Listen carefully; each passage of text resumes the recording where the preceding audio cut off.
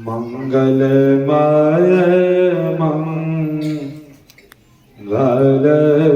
करन बिनवा बारंबार। मेरा मुझ में कुछ नहीं, जो कुछ है प्रेम तो तेरा तुझको सौंपता। क्या लागत प्रेम मोर, क्या लागत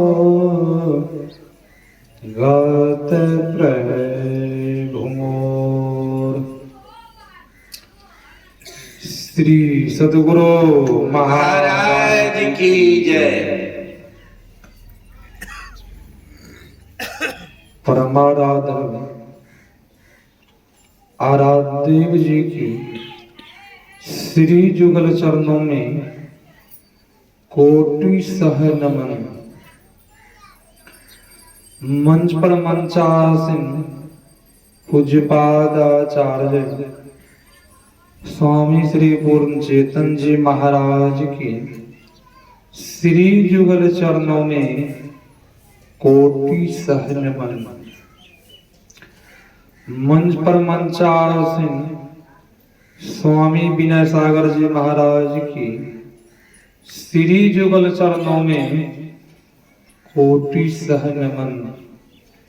मंच पर मंचासीन भरतलाल बाबा, सत्संग में उपस्थित धर्म प्रेमी माताओं एवं बहनों, सबों को मेरा नमन है। अभी आप लोग मेरे बारे में संचालक द्वारा आप लोग प्रशंसा सुन रहे थे कि मैं उस तरह का कुछ नहीं है। संत तो उनको कहा जाता है जिनके अंदर में किसी प्रकार की इच्छा नहीं है, किसी प्रकार की कामना नहीं है, उन्हीं को तो संत कहा गया है।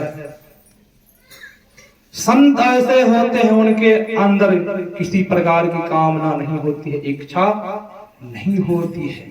हम में तो अभी बहुत इच्छा है न, मुझे सत्संग करना है कि बहुत तरह की इच्छा बनी हुई है न। तो संत के पौध भी देने के लिए दे दिए भले, अभी हम संत नहीं बने। तो हम आप सुन रहे थे श्री रामचरितमानस से पाठ सुन रहे थे।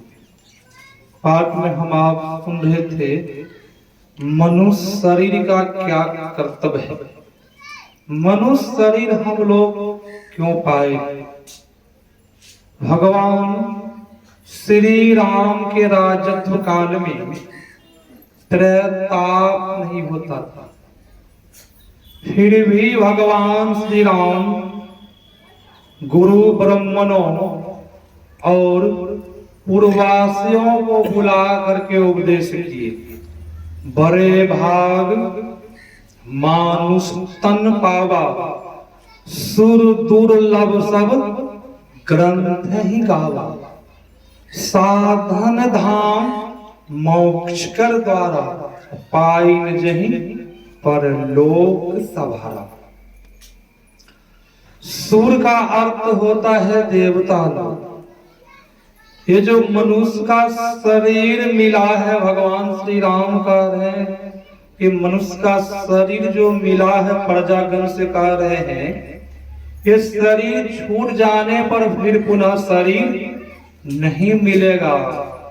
क्यों नहीं मिलेगा?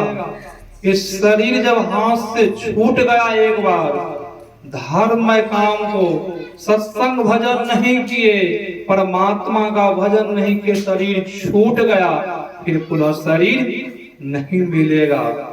इस शरीर को पाने के लिए देवता लोग चाहते हैं हमें मनुष्य का शरीर मिल जाए। मनुष्य शरीर का क्या विशेषता है? अभी तो त्रेताप होता है न, भगवान श्री राम के काजत में त्रेताप। त्रेताप शरीर से जो रोग उत्पन्न होता है उसे दैहिक ताप कहते हैं। शरीर में बहुत प्रकार का रोग व्याधि उत्पन्न होता है।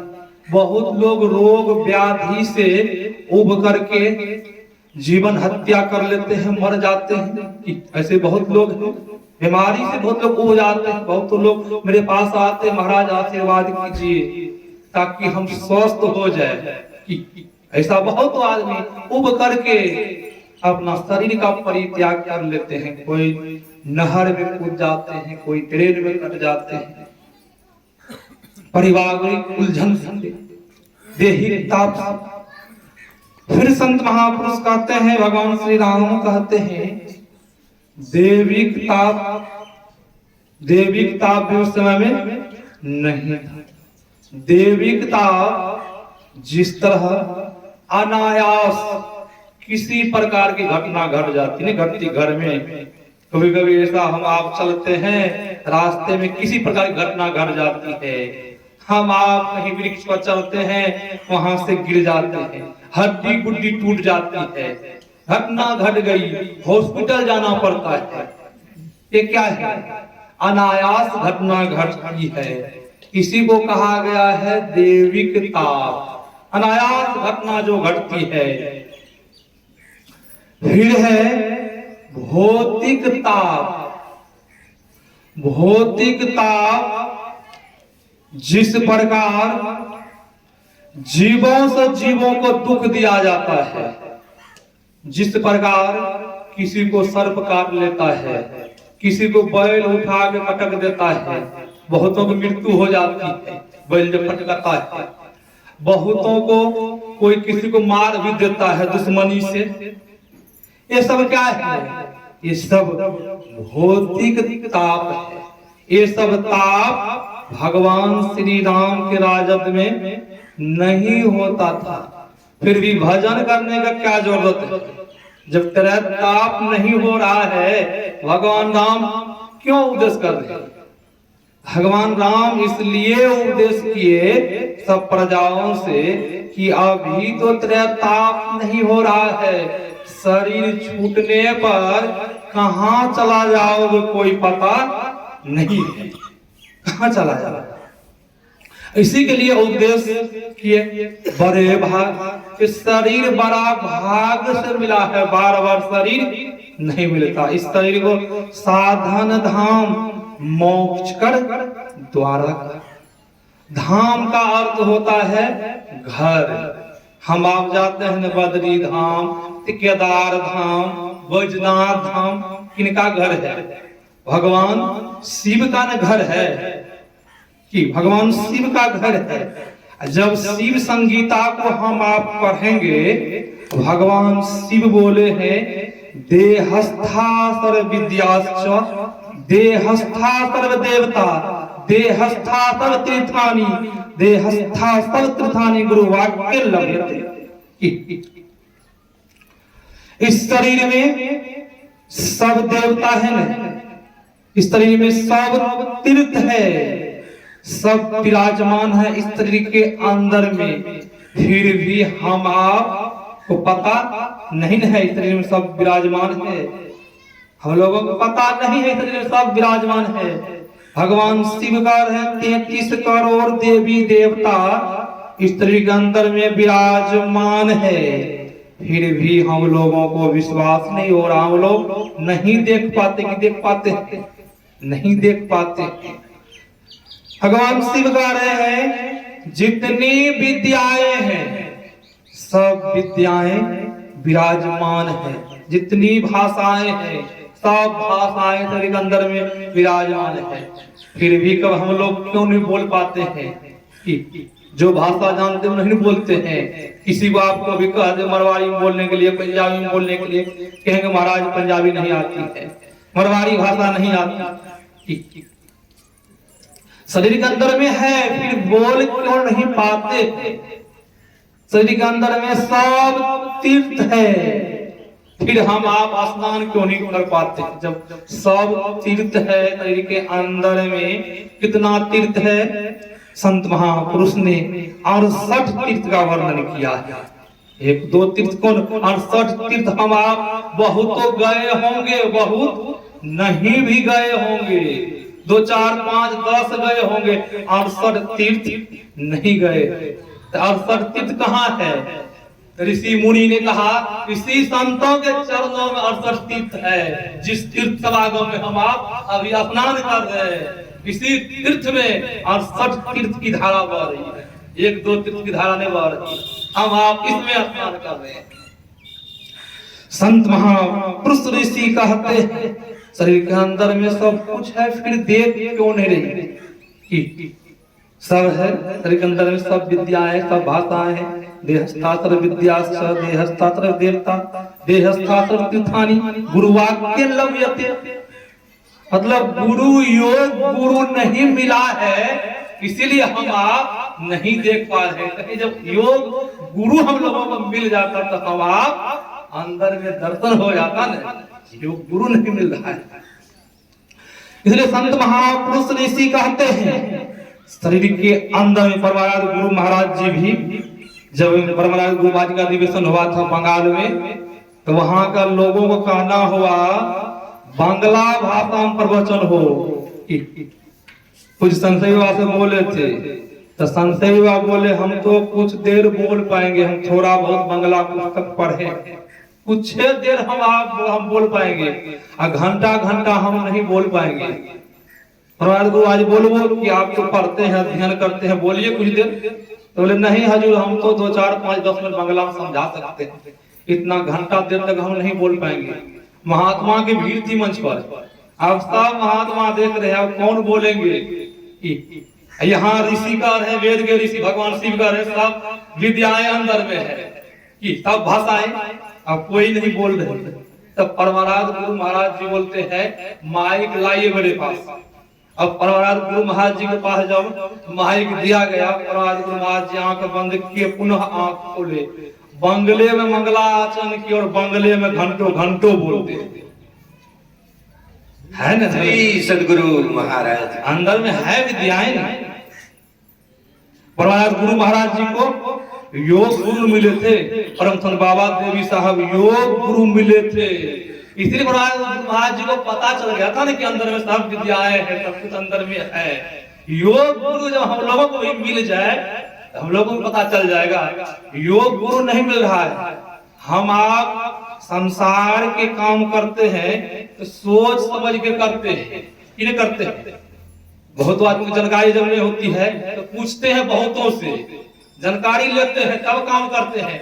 और जो जैसे तैसे हम आप गुरु बनाएंगे, जैसे तैसे हाथ में अपना वाक पूरी जीवन को हम सौंप देंगे तो उद्धार होगा। जैसे तैसे झूठे गुरु के पक्ष में तेतन की जेवार द्वारा शब्द का भटके बारंबार। अब जैसे तैसे हम गुरु बना लिए हैं, उनके बताए पर हम चल रहे हैं। मैंने पढ़ा था मार्कंडेय पुराण में, मार्कंडेय पुराण में वेद व्यास जी महाराज कह रहे हैं जो गुरु स्वार्थ के लिए, बहुत तो गुरु स्वार्थी है ना, जिनसे पैसा आ रहा है उनको देख के आशीर्वाद आशीर्वाद, जिनसे नहीं आ रहा है उनके तरफ मुंह भी नहीं घुमाते। बहुत ऐसे गुरु हैं देखिएगा, जिनसे आ रहा है पैसा उनको आशीर्वाद आशीर्वाद दे रहे हैं। गुरुजी भी खूब खुश रहे, सेवा कर रहे हैं, गुरुजी गदगद है, बहुत अच्छा शिष्य है। वही वेद व्यास जी कर रहे हैं जो गुरु सेवा में पढ़ करके, स्वार्थ में पढ़ करके शिष्य को सही मार्ग नहीं बतावे, ज्ञान सही नहीं दे, वह गुरु ही नरक जाएंगे और शिष्य भी नरक जाएंगे। वेद व्यास जी कहते हैं, सदगुरु महाराज वेद व्यास जी कहते हैं गुरु भी जाएंगे और शिष्य भी नरक हो जाएंगे। इसलिए संत महापुरुष ऋषि कहते हैं योग गुरु जब मिलेगा तो हम लोगों का जीवन सार्थक होगा। जैसे तैसे हम गुरु बना लेंगे, जीवन सौंप देंगे उनके हाथ में, जीवन सार्थक नहीं होगा। कि मनुष्य का शरीर मिला है, इस शरीर बार बार नहीं मिलता है। शरीर जब छूट जाएगा एक बार हाथ से, फिर चाहेंगे हम आप उसका शरीर मिल जाए, नहीं मिलेगा।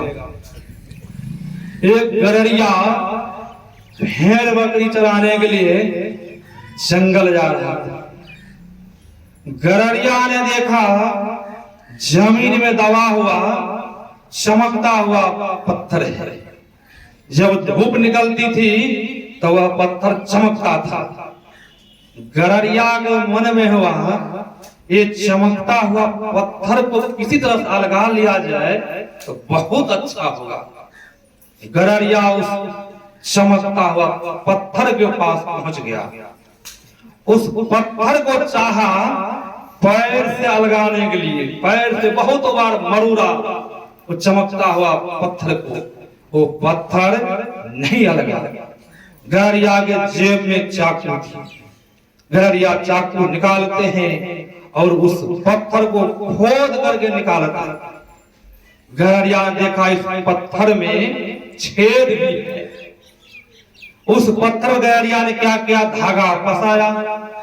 गरड़िया के मन हुआ जो भेड़ सबसे आगे आगे चल रही है, उस भेड़ के गला में जब बांध देंगे, जब धूप निकलेगी तो पत्थर बहुत चमकेगा। ऐसा ही गरड़िया ने किया। उस पत्थर को साफ करके धागा फंसाया और जो भेड़ आगे आगे चल रही थी उस भेड़ के गला में बांध दिया। हुआ क्या, उसी हो करके, उसी सड़क हो करके एक जहूरी गुजर रहा था। जहूरी की दृष्टि पड़ जाती है चमकता हुआ पत्थर के ऊपर। जहूरी के मन में हुआ, लग रहा है गरड़िया महामूर्ख पागल है। एक गरड़िया ये हीरा को भेड़ के गला में बांध दिया है। इस गरड़िया को जब पता होता तो गरड़िया तो मालो माल हो जाता, इनका भेड़ बकरी चराना छूट जाता। एक गरड़िया को लग रहा इस विषय में पता नहीं है, इसीलिए गरड़िया भेड़ के गला में हीरा को बांध दिया है। अब जहूरी के मन में लोभ आ गया। जहूरी आते हैं गरड़िया के पास, गरड़िया से कहते हैं अरे गरड़िया, ये भेड़ के गला में जो चमकता हुआ पत्थर बांधा है वह पत्थर मुझे दे दो, कितना पैसा लोगे? गरड़िया ने कहा जो दे दो वही मैं रख लूंगा। क्यों? गरड़िया मेहनत से नहीं कमाया था, फ्री में मिला था। जो कोई मेहनत से कमाते हैं, जो पंजाब दिल्ली देख लीजिए पसीना चुबा के कमाते हैं, उनको दर्द होता है। उसी को बेटा पोता के देख लीजिए शराब पी रहे हैं, मौज मस्ती उड़ा रहे हैं। जो कमाया है धन उस बूढ़ा को तो दर्द है, बहुत कठिन से हम कमाए। जो नहीं कमाए उनको कोई दर्द नहीं। आप गरड़िया को फ्री मिला था ना, कहा जो देने चाहे दे दो, जो इच्छा है देने का। जहूरी ने कहा गरड़िया मैं फ्री में नहीं लूंगा, इनके बदला कुछ न कुछ लेना। तो गरड़िया ने कहा दे दो 4-5 रुपया। जहूरी बड़ा खुश हुआ, 5 रुपया का सिक्का निकाला, गरड़िया के हाथ में दे दिया। गरड़िया लिया, गरड़िया ही होने होने खुश हो रहा है। 5 रुपया का नोट मिला है फ्री में, मैंने कोई मेहनत नहीं किया। अब जहूरी भी खुश हो रहा है मने मन कि हम 5 रुपया में हीरा पा गए। अब जहूरी कहते हैं गरड़िया से अरे गरड़िया वो चमकता हुआ पत्थर खोल के मुझे दो। अब गरड़िया जाते हैं, चमकता हुआ पत्थर खोल करके जहूरी के देते हैं। जहूरी लेते हैं चमकता हुआ पत्थर। जहूरी के मन में होता है एक बार इस पत्थर चमकता हुआ हीरा को जब देख के तरहत पर लेकर के जहुरी ने क्या किया, उस चमकता हुआ हीरा को तरहत पर लिया, तरहत पर लेकर के देख रहा है। जहुरी मन ही मन खुश हो रहा है, 5 रुपया मैंने हीरा को पा लिया। होता क्या है, तरहत हिलता है, वह चमकता हुआ हीरा जमीन पर गिर जाता है। उस हीरा का 100 टुकड़ा हो गया। उस हीरा से आवाज आती है, अरे जहुरी, मुझे गररिया पैर से मरूरा, मुझे दुख नहीं हुआ।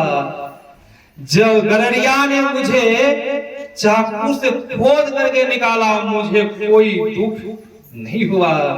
जहुरी, गररिया ने मुझे भेड़ के गला में बांध दिया, मुझे कोई दुख नहीं हुआ। तुमने तो मेरा मूल को जानता था, मेरा मूल 5 ही रुपया है, मुझे बहुत दुख हुआ।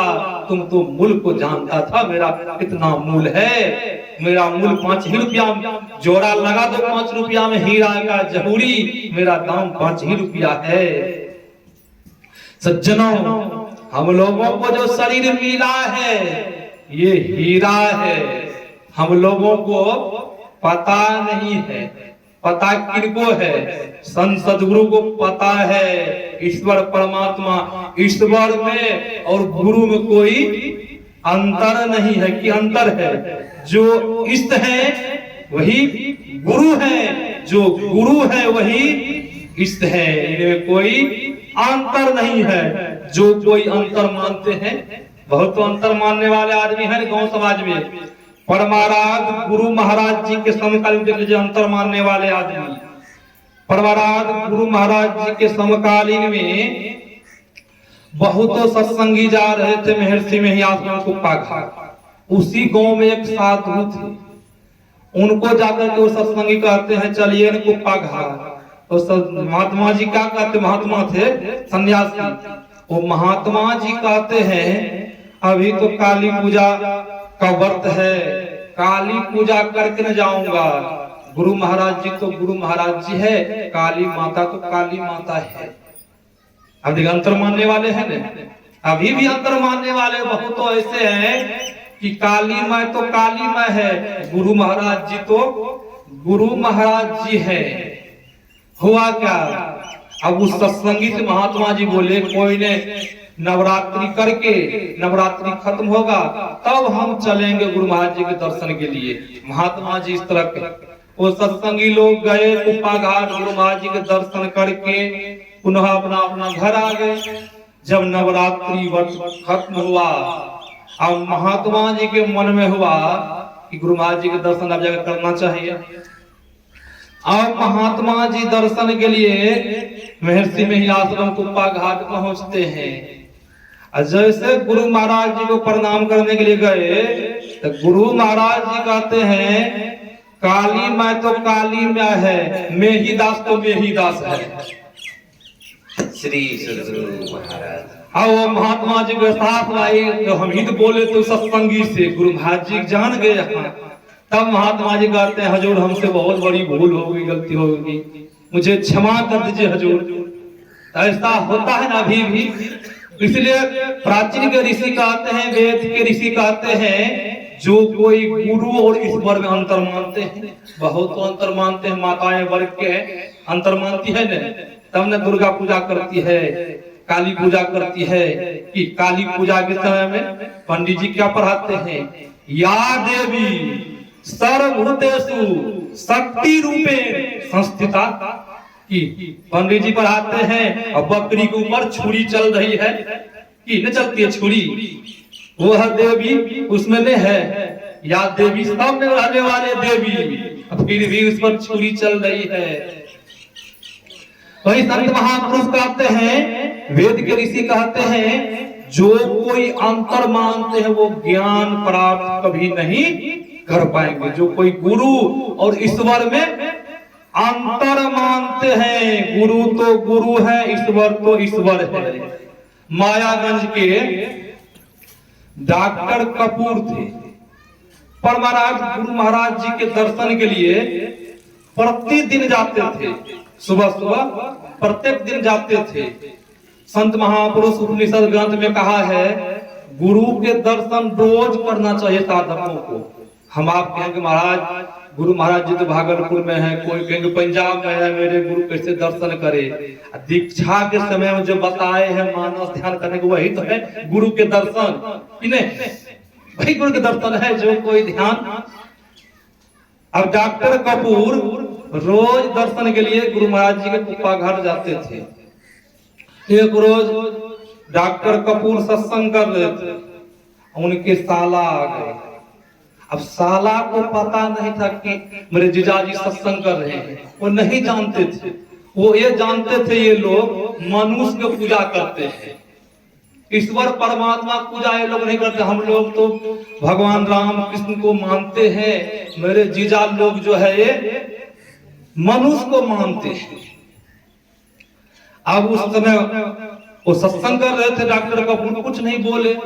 अब उनके साला हुआ हम इनके यहाँ आए, कुछ बोलिए नहीं, बैठ करके क्या कर रहे हैं, मनुष्य के पूजा में लगे हुए।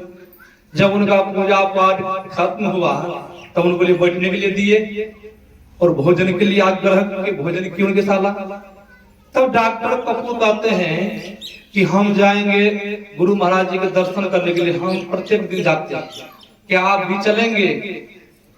उनके साला के मन में है जाकर देखना चाहिए। उनके साला कहते हैं क्या जीजा आप मनुष्य की पूजा में लगे हुए, आप राम कृष्ण को मानिए। मैं आपको कितना बार कहा हूं कि इनका पूजा छोड़ दीजिए, मेही की पूजा क्या है, आप मेही पूजा करते रहते हैं। बहुत भगवान है, भगवान शिव है, बहुत तरह के भगवान है, विष्णु है, गणेश है, कि बहुत भगवान है। कोई भगवान का आप चुनाव कर लीजिए, उनको मानिए, भगवान को मानिए, क्या आप मनुष्य का पूजा करते रहते हैं। यहाँ से दो निकलते हैं, जैसे आश्रम कुप्पा घाट पहुंचते हैं, डॉक्टर कपूर दंडवत प्रणाम करते गुरु महाराज जी को। जैसे उनके साला को इशारा प्रणाम करने के लिए डॉक्टर कपूर, तो गुरु महाराज जी कहते हैं क्या डॉक्टर कपूर आप मनुष्य की पूजा करते हैं, बहुत भगवान है। हम उनके साला परिवार गुरु महाराज की जय। उनके साला को हुआ मन में ये तो हम ही जीजा को पा रहे थे, ये गुरु महाराज कैसे इनके गुरु कैसे जान गए। तब उनका वहां भ्रम दूर हो गया। तब फिर गुरु महाराज जी से दीक्षा ली थी उनके साला। जब भ्रम दूर होता है तब न लोग फिर मार्ग को अपनाते, रास्ता को अपनाते हैं। जब तक भ्रम तक हम आप रात्रि में चलते हैं, सड़क पर रस्सी रहती है, हम लोगों को भ्रम हो जाता है सर्प है, और कहीं जब टॉर्च जलाते हैं तो भ्रम दूर हो जाता है, ये तो रस्सी पड़ी हुई थी। उसी तरह अंधकार में जब हम आप रहते हैं भ्रम भूल होता है, जब अंधकार दूर होता है तब भ्रम भूल नहीं होता है, तब दूर हो जाता है। इसीलिए संत महापुरुष ऋषि कहते हैं ये मनुष्य का शरीर जो मिला है बड़ा उत्तम शरीर है। परम संत बाबा देवी साहब कहते हैं सीता में जलने से पहले और कब्र में दाखिल होने से पहले वह मोक्ष को प्राप्त कर लीजिए, वह धन को कमा लीजिए, ताकि बुढ़ापा में हम बैठ के खाए। हम आप धन को संग्रह करते हैं न, इसलिए बुढ़ापा में बैठ के खाएंगे। ऐसा होता है, बहुतों ऐसे हैं, बहुतों घर में धान को संग्रह किए मकान बनाए, 4 महला 5 महला बनाते हैं, बुढ़ापा आने पर वही पुत्र घर से निकाल देता है ना, कि नहीं निकाल देता है घर से। बहुतों को निकाल दिया है, बहुतों को वृद्धाश्रम पहुंचा दिया है। जाके देखिए ऋषि के हरिद्वार में बहुतों का पुत्र ऐसा किया कि नहीं किया है। वही पर बाबा देवी साहब कहते हैं वह धन को इतना कमा लीजिए ताकि बुढ़ापा में बैठ के खाए। बैठ के खाने का अर्थ जब आदत पड़ जाएगी तो हम आप करते रहेंगे न, तब नहीं हम लोगों को छूटेगा, नहीं छूटेगा, तब संस्कार बनेगा न। शरीर छूट गया अपना फिर शरीर मिलेगा न, संस्कार बन रहा है न। जब कहीं आदत नहीं पड़ी है तब बुढ़ापा भजन होगा न। परम संत बाबा देवी साहब एक जगह फिर बोले जो मानव के लिए 1-2 घंटा के लिए समय नहीं है फुर्सत नहीं मिलती है, बहुतों को छुट्टी नहीं मिलती है। बहुतों को हम सत्संगी सबको फोन करते हैं, महाराज फैक्ट्री में काम करता हूँ, फुर्सत नहीं मिलती है, छुट्टी नहीं मिलती है। तो मैं बहुत सत्संगी कहता, महाराज अकेले कैसे जाऊंगा, कोई साथ नहीं है। तो मैं कहता हूँ आपके साथ में जाएंगे ना आपकी पत्नी, महाराज वो तो नहीं जाएंगे, बच्चा जाएगा ना, आज वो तो नहीं जाएगा। तो जाना है तो अकेले ने, कोई साथ तो नहीं जाएंगे। फिर हम आप क्यों बहाना करते सत्संग में आने से, बहाना करते महाराज कोई फुर्सत नहीं मिलती है, कोई साथ में नहीं जा रहा है। कि चलना तो है अकेला, कि कोई साथ में जाने वाला है, सगे संबंधी कोई साथ में जाने वाला नहीं है। इसीलिए बाबा देवी साहब कहते हैं जिनको 1-2 घंटा के लिए फुर्सत नहीं है, वो आदमी भजन भेद जान भी लिया तो किस काम का है? कोई काम का है? कोई काम का नहीं है। इसीलिए पहले परम संत बाबा देवी के समकालीन में दीक्षा बहुत कम मिलती थी और 5-10 मुख आदमी गांव के जाते थे। परम संत बाबा देवी साहब से निवेदन करते थे, हजूर ये सत्संग भजन करते हैं मेरे साथ में। और परम संत बाबा देवी साहब हस्ताक्षर करवाते थे, आप कीजिए इस पर, ये कर लेंगे ध्यान पूजा। तब कहते थे हाँ हजूर कर लेंगे, तब फिर पुनः दीक्षा मिलती थी। अभी भी है ब्यास में दीक्षा नहीं मिलती है।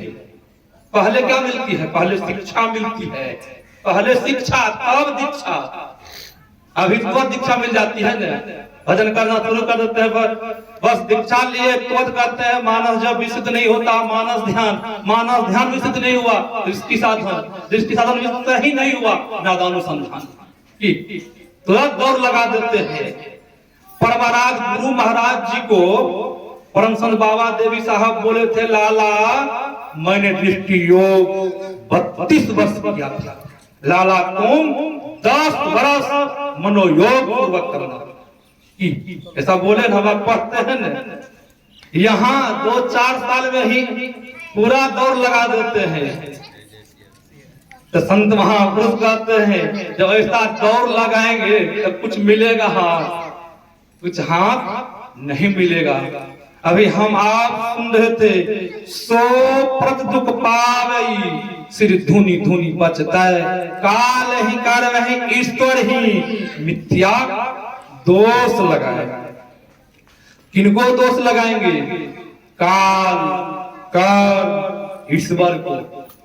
अभी भजन करने के लिए फुर्सत नहीं मिल रही है कि तब बुढ़ापा में काल कर्म को दोष लगाने से कुछ मिल जाएगा? नहीं, कुछ नहीं मिलेगा। मृत्यु होगी, शरीर छूट जाएगा। जिस तरह का हम आप कर्म किए हैं उस तरह का फल मिलेगा। विष्णुकांत जी महाराज ने कहा है, नर्तन मिला है भव जल पार पाने के लिए, बिगड़े हुए निज कर्मों को बनाने के लिए। निज सूरत को भुला दिया है जगमुरत के प्यार में, कोई नहीं अपना है प्यारे तेरा इस संसार में। हम आप इस तरह मानते हैं, सबको अपना ही मानते हैं। संत महापुरुष कहते हैं इस संसार में कोई किसी का नहीं है। कि जो नर्तन मिला है भव जल पार पाने के लिए मिला है। अब गोस्वामी जी महाराज क्या बोले, करण धार सदगुरु दिल नावा, दुर्लभ साज सुलभ कर पावा। गोस्वामी जी महाराज इस शरीर को नाव कह दिए, तो ये नाव कहाँ चलेगी? इस शरीर रूपी नाव पानी में नाव चलती है। यहाँ कौन सा पानी है? कोई पानी है? इस संसार को संतों ने सागर कहा है कि भव सागर है इस संसार। ये नाव चलाने वाला ड्राइवर कौन है? मलाह कौन है? संत सतगुरु है। जब उनके चरण चरण में जाएंगे तो खेव करके पार उतार देंगे न, शरीर का सार्थक हो जाएगा न। जब संत सतगुरु के पास नहीं गए तब सार्थक होगा। इसीलिए संत महापुरुष ऋषि कहते हैं, नर्तन मिला है भव जल पार, ये संसार पार करने के लिए शरीर मिला है। हम लोग क्या किए हैं? निज सूरत को भुला दिया है जगमुरत के प्यार में। हम लोगों की सूरत कहाँ लग गई है? संसार में। जब संसार में सूरत लग गई है, शरीर जब छूटेगा तब किस तरह का शरीर मिलेगा? देहस्था सर्व विद्याश्च देहस्था सर्व देवता की देहावसान समय चित्ते यदति भाव्ये तत्तदेव भवे जीव इत्येव जन्म कारण की देह त्याग के समय में जीव जो भावना करते वही जन्म का कारण होता है न। हम लोगों को सोच लग गई संसार में शरीर छूटेगा तो किस तरह का शरीर मिलेगा? हम लोगों को शरीर मिलेगा, संसार में आसक्ति है, धन में आसक्ति है तो चूहा बनेंगे न। किसी की आसक्ति पत्नी में है तो क्या बनेंगे? बहुत कटु शब्द संत ने कह दिया है, वह कुत्ता बनेंगे। और कहीं पत्नी की आसक्ति पति में है, शरीर छूट गया तो वो क्या बनेंगे?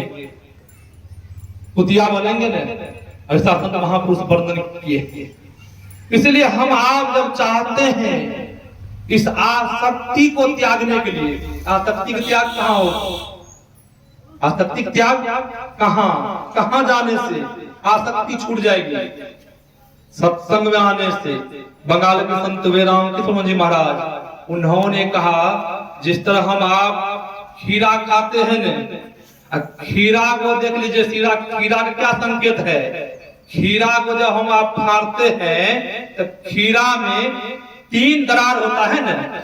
तो खीरा वो कहते हैं हम बच्चा पत्नी के साथ में रहते थे और सबसे हम अलग रहते थे। वो संकेत करते हम लोगों से बोलते हैं, भले हम लोग उनके भाषा को नहीं समझ पा रहे हैं, बोली को नहीं समझ पा रहे हैं, मगर खीरा हम लोगों से संकेत कर रहे हैं न।